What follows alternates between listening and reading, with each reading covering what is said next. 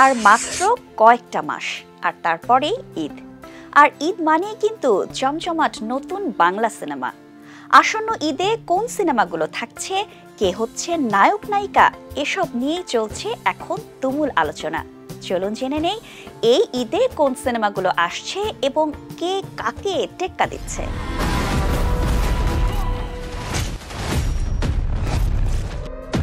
আসন্ন ঈদে বড় পর্দায় আসতে চলেছে সুপারস্টার শাকিব খানের নতুন সিনেমা।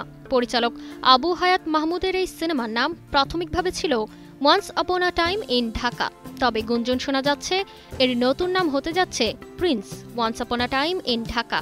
শাকিব ভক্তদের জন্য এটি নিঃসন্দেহে একটি বড় খবর। কিন্তু শাকিব খানের এই ছবির বিপরীতেই আসছে আরেক নতুন চমক। পরিচালক মেহেদী হাসান হৃদয় এই ঈদে নিয়ে আসছেন এক নিখাদ প্রেমের গল্প। রিয়েল এনার্জি প্রোডাকশনের ব্যানারে নির্মিত এই রোমান্টিক সিনেমাটির নাম রাক্ষস। পদ্মা সেতু, মেট্রো রেল এবং এলিভেটেড এক্সপ্রেসওয়ে নির্মাণের গর্বিত অংশীদার বসুন্ধরা সিমেন্ট।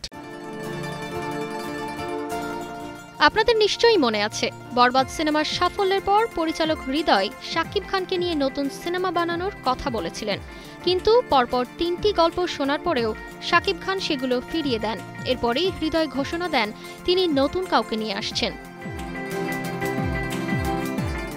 ঘনিষ্ঠ সূত্র থেকে জানা গেছে, শাকিব খানের ফিরিয়ে দেওয়া সেই সিনেমাটির নায়ক হতে যাচ্ছেন জনপ্রিয় অভিনেতা সিয়াম আহমেদ, আর তার বিপরীতে দেখা যেতে পারে প্রার্থনা ফারদিন দিঘিকে। তাহলে বোঝাই যাচ্ছে এই ঈদে সিনেমা প্রেমীরা এক দারুণ লড়াই দেখতে চলেছেন।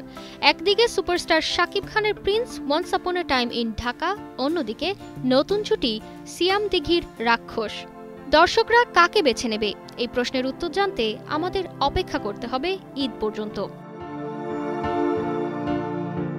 তারতিবা ফারুহী, কালের কণ্ঠ।